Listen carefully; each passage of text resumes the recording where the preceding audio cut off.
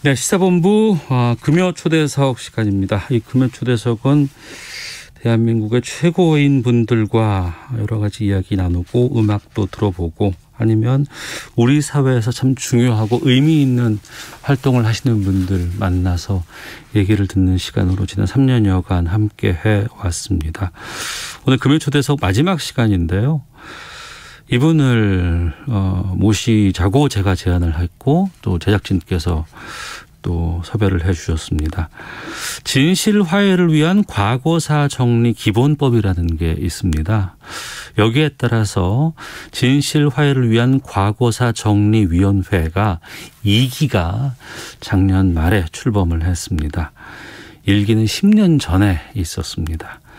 알려지지 않은 인권침해 사건 또 우리 사회 어두운 역사가 다시금 진실을 마주하고 화해를 나아갈 수 있기 위한 조치를 이 조사기구가 하게 되는데요. 오늘 금요초대석 진실화해위원회 정근식 위원장과 함께하도록 하겠습니다. 어서 오십시오. 예, 안녕하십니까. 예, 마지막 시간에 이렇게 초대해 주셔서 영광스럽게 생각합니다. 위원장님 제가 꼭 한번 좀 뵙고 싶었습니다. 예, 감사합니다. 예. 1기에 이어 10년 만에 진실화해위가 2기가 꾸려졌다고 하는데 먼저 청취자분들 위해서 진실화해위원회가 어떤 곳인지를 좀 말씀해 주세요.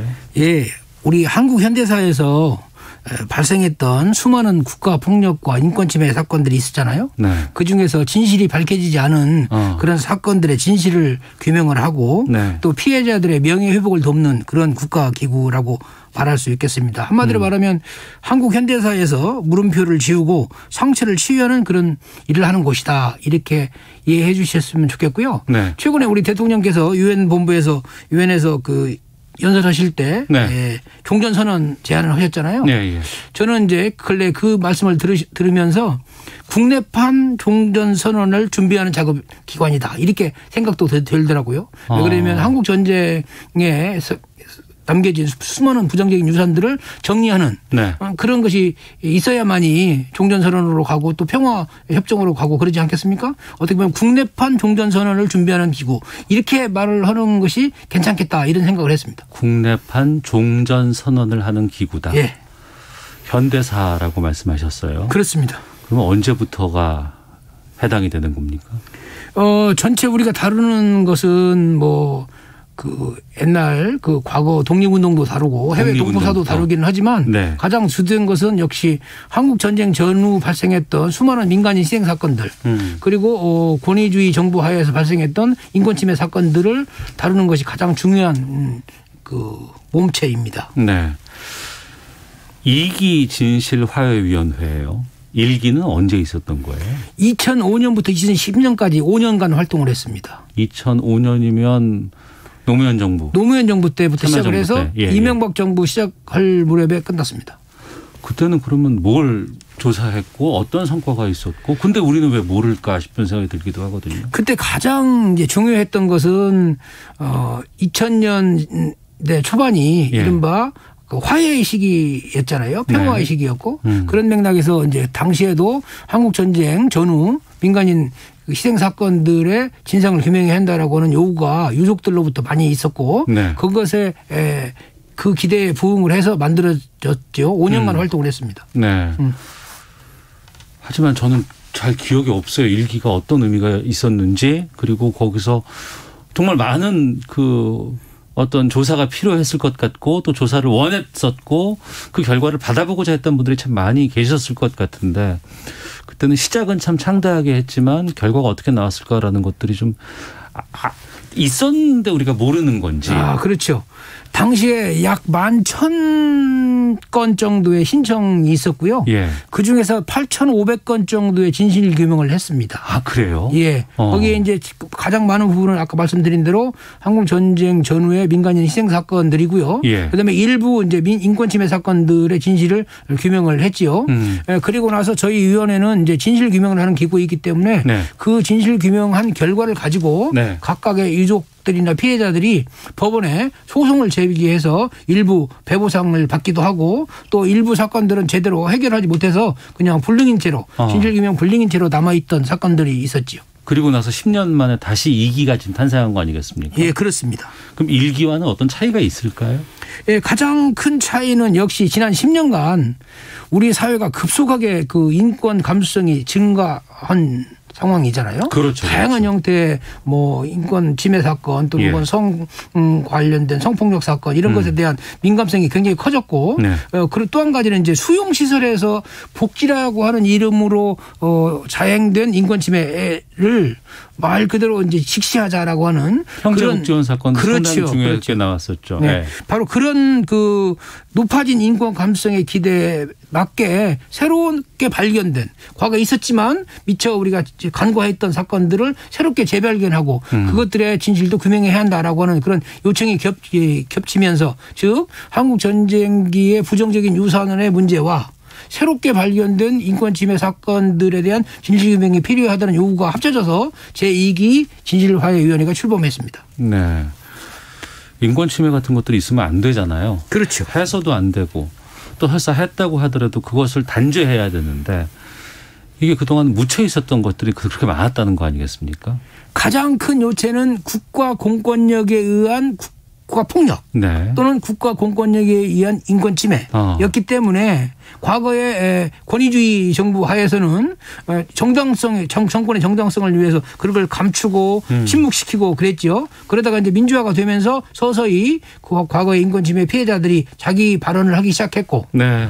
또 시민단체나 국민들의 눈높이가 높아지면서 이제 이 부분을 갖다가 발휘해야 한다라고 요청이 커졌습니다. 이름을 보면 진실과 화해를 위한 과거사 정리위원회입니다. 진실이라는 건 뭐 수사라든가 조사라든가 이런 걸 통해서 밝혀내야 되는 것이고요. 있는 그대로를 우리가 확인하고 알려야 되는 거고 화해라고 한다는 건 유가족분들께서 아니면 거기 당사자분들께서 어떻게 보상을 받는다거나 아니면 그때 잘못한 사람들에 대해서 어떤 조치가 이루어지고 그를 통해서 뭔가 자신의 위안이 조금이라도 된다 그러면 그게 이제 화해가 될 것 같은데. 그렇죠. 이 진실과 화해위원회 어떤 의미를 담아서 있는 건지도 좀 말씀이 필요할 것 같습니다. 우리 현대사에서는 사실은 이제 과거에 잘못된 국가폭력이나 인권 침해를 처리하는 과정에서 네. 가장 대표적인 그런 명칭이 과거 청산이었습니다. 네네. 그런데 2004년, 2005년 무렵에 진실과 화해위원회가 출범할 때는 남아공에서 발생했던 그 진실과 화해위원회의 영향을 또 받았죠. 그래서 과거 청산이라는 이름보다는 네. 진실과 화해라고 하는 이름을 우리가 도입하는 것이 더 좋겠다라고 하는 인식이 커졌던 것 같습니다. 네. 기본적으로 국가 공권력에 의한 인권 침해 사건이 중심이 되기 때문에 국가 공권력과 그 피해자들과의 화해가 핵심이죠. 네네. 그리고 나서 이제 한국 전쟁을 돌이켜 보면 지역 공동체 내부의 성원들 간의 그런 갈등이나 투쟁도 있었잖아요. 그래서 지역 공동체 내부에 남아 있는 그런 앙금을 풀어내는 화해. 그리고 더 나아가면 한국 전쟁의 경우에는 단지 우리 민족끼리 싸운 게 아니라 국제적인 전쟁이었잖아요. 예. 그런 점에서 보면 전쟁 당사자 간 특히 남북 간 화해까지를 포함하는 그런 우리가 사용하는 진실과 화해의 의미는 적어도 삼중적인 또는 삼차원적인 그런 개념을 가지고 있다 이렇게 생각을 합니다. 지난 2일까지 진실화해위원회에 접수된 사건 2기에 접수된 사건이 뭐 10,000건까지 된다고 들었어요. 대표적으로 어떤 요청들이 그렇게 많이 들어오는 겁니까? 역시 한국 전쟁기에 민간 희생 사건이 약 6,300건.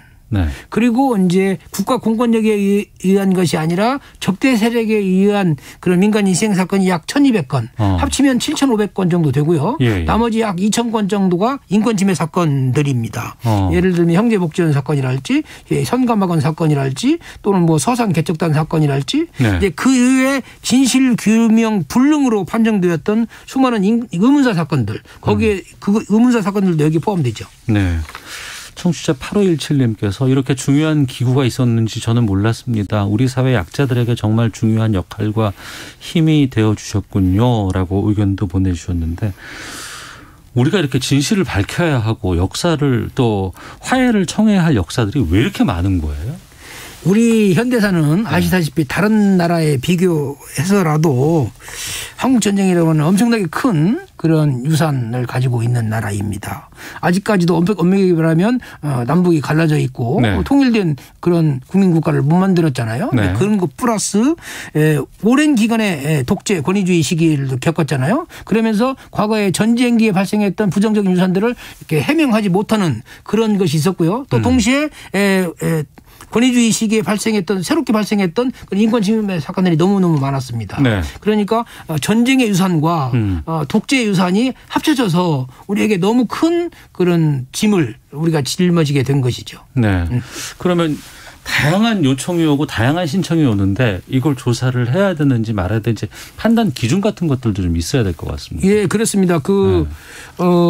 아까 말씀드린 대로 크게 보면 5개나 6개 정도 범주에 들어오는 즉 한국 현대사에서 발생했던 국가폭력과 인권침해 사건. 네네. 그렇지만 이제 과거에 다루지 않았던 그런 사건들 그리고 피해자나 유족들이 진실을 규명해달라고 요청하는 그런 사건들을 중심으로 이렇게 다루게 되어 있고요. 근데 그게 일방적인 주장일 수도 있기 때문에 네.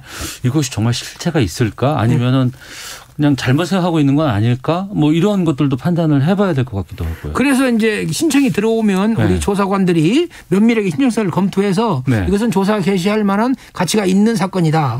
이것은 너무 터무니없는 사건이다. 분류를 하죠. 네. 그래서 조사 개시 결정을 하게 되어 있습니다. 그래서 이번에 이기위원회 조사 개시 결정한 사건들이 다 추려졌죠. 아니 지금 계속 하고 있는 중이고요. 예. 지금까지 이제 작년 12월 10일 출범 이후로 예. 아까 말씀드린 대로 9,700건 정도 거의 10,000건에 이르는 정도 신청이 들어왔는데요. 네. 그게 일단 신청이 들어오면 3개월 내에 조사 개시 결정을 하게 되어 있습니다. 네. 그래서 지금까지 약 4,700건 정도의 조사 개시 결정을 했고요.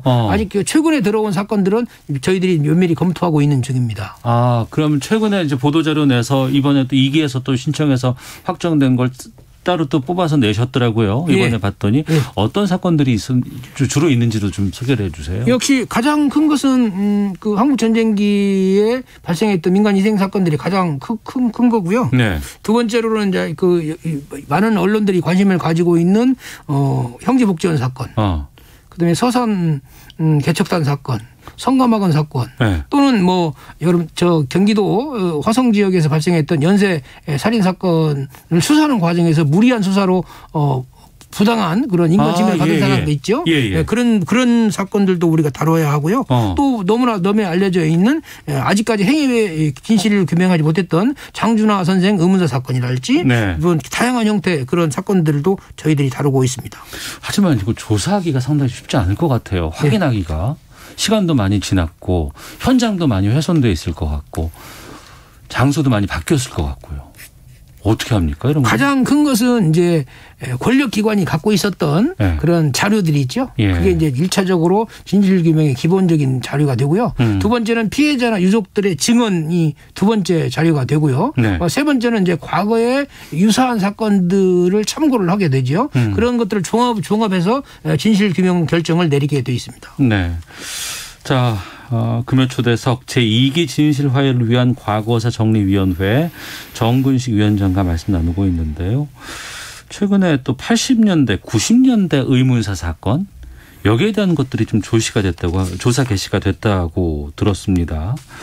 이 사건들은 보면은 여러 차례 좀 국가기관 통해서 조사가 있었다고 하는데 다시 또 부족하다 그래서 요청되고 이러한 것들이 처리가 됐다고 하는데 이건 어떻게 되는 겁니까? 우리나라에서 그 의문사 사건들은 2001년도 의문사 진상규명위원회에서 처음 조사를 시작했습니다. 의문사는 따로 또 한 그 위원회가 있었군요. 그렇죠. 예. 그러니까 독재 권위주의 시기에 발생했던 사건들이죠. 주로.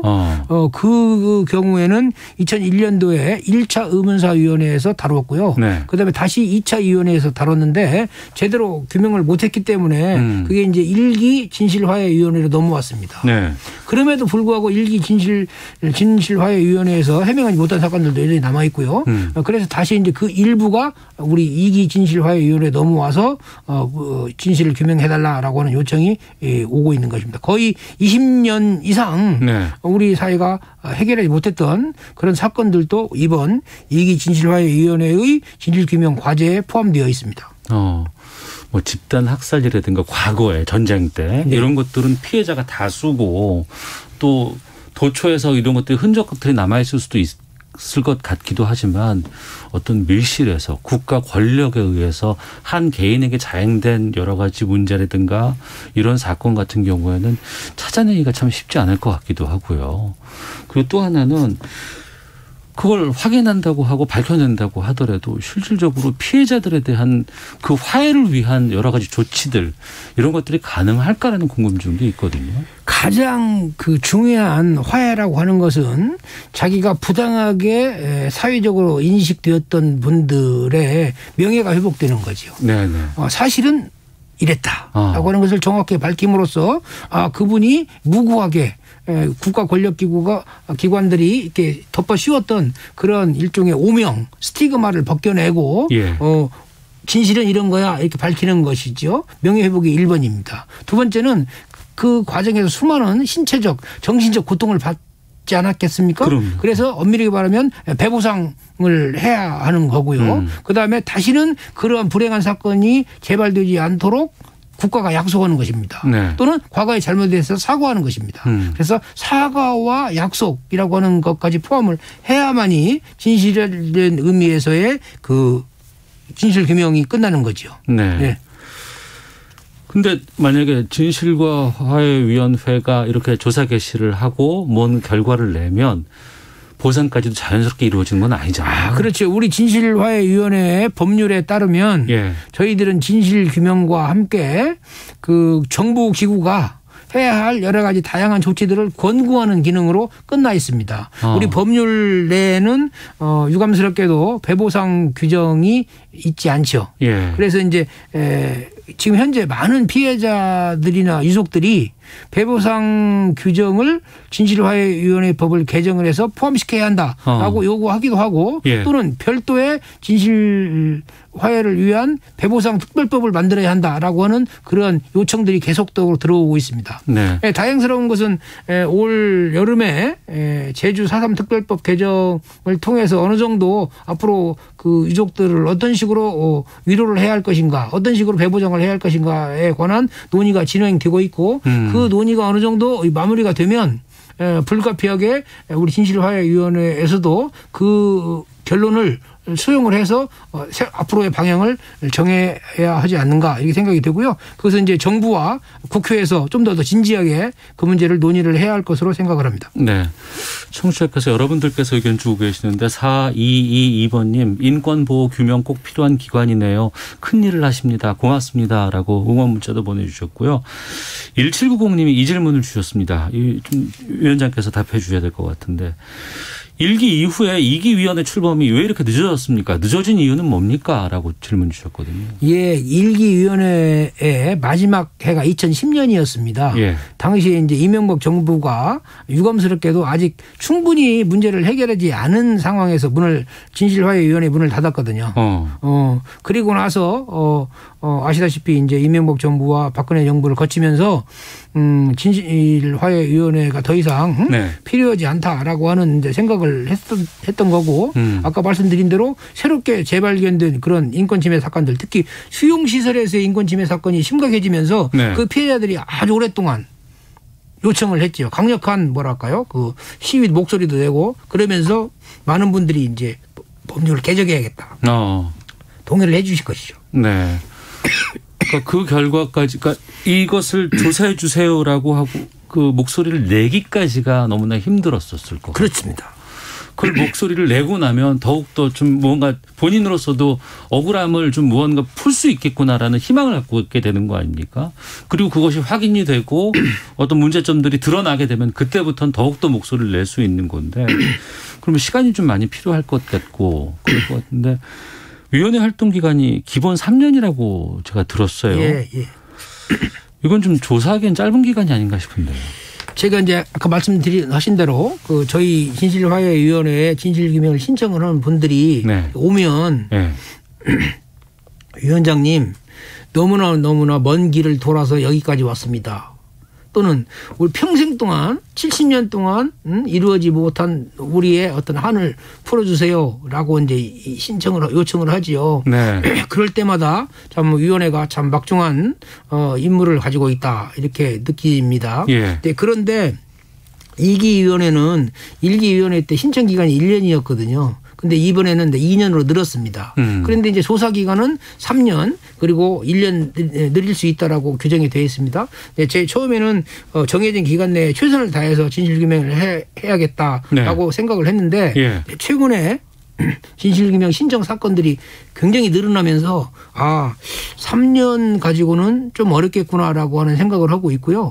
또 한 가지 방법은 이제 조사관들을 많이 늘려주면 네.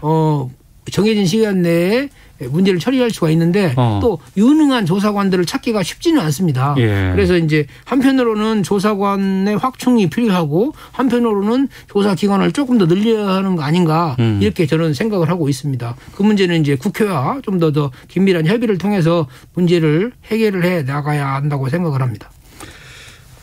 좀 입장을 달리 좀 질문을 드려볼게요. 일각에서는 이 과거사 문제 계속하는 거 지겹다. 또 좀 피로감이 느껴진다. 이런 얘기도 있고 그때는 그랬다. 지금은 아니더라도 지금은 인권 감수성 높아지고 다 그랬지만 그 당시에는 어쩔 수 없는 것이었다라고 또 하시는 분도 있습니다.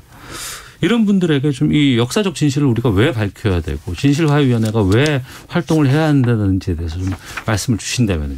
예, 우리 사회는 사실은 이 정치적인 사회적인 낙인 때문에 자신의 피해에 대해서 제대로 말할 수 없는 금기의 시대가 굉장히 길었죠. 네. 우리가 다 알다시피 과거에는 연좌제라고 하는 게 있지 않았습니까? 네, 네. 뭐 아버지나 또는 친척이나 이런 분들이 이런 문제에 걸렸을 때 그 자식이나 가족 모두가 제대로 된 사회적 활동을 못 한다거나 그런 일이 너무 많았죠. 네.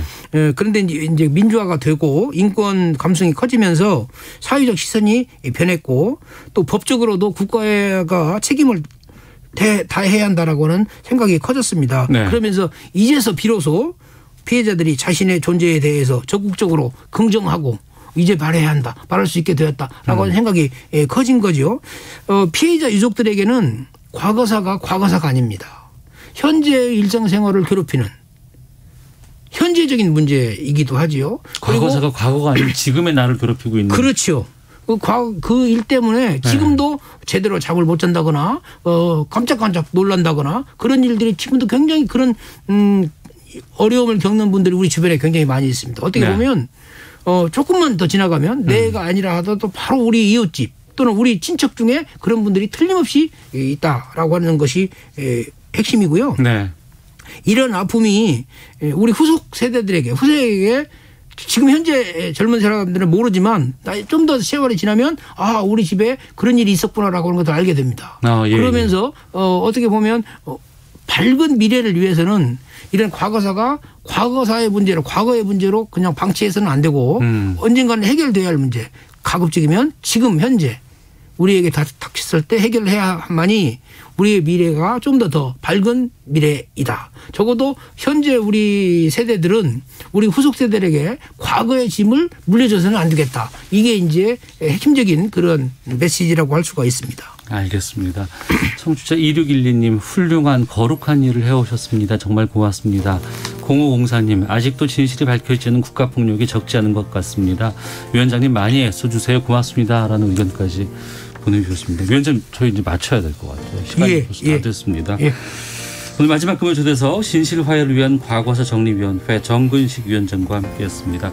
끝날 때 노래 들으면서 저희가 끝나는데 소향 박완규의 평화의 바람 신청해 주셨어요. 예. 어떤 의미가 있습니까? 예, 국가폭력 피해자들의 상처는 단순히 시간이 지난다고 해서 저절로 치유되는 것이 아닙니다. 네. 우리 사회, 우리 국민 전체가 그런 평화를 기원하면서 서로를 이해하고 공감을 할 때 비로소 가능해지는 것이거든요. 네. 그런 점에서 제가 평화의 바람이라는 노래를 듣고 싶었습니다. 알겠습니다. 이 곡 청취자께 들려드리면서 정근식 위원장과 인사 나누고 또 저도 청취자분들과 인사 나누도록 하겠습니다. 위원장님 고맙습니다. 예, 감사합니다. 청취자 여러분 고맙습니다.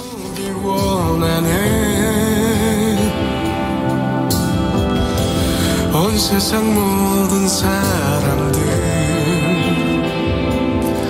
함께 웃을 수 있는 세상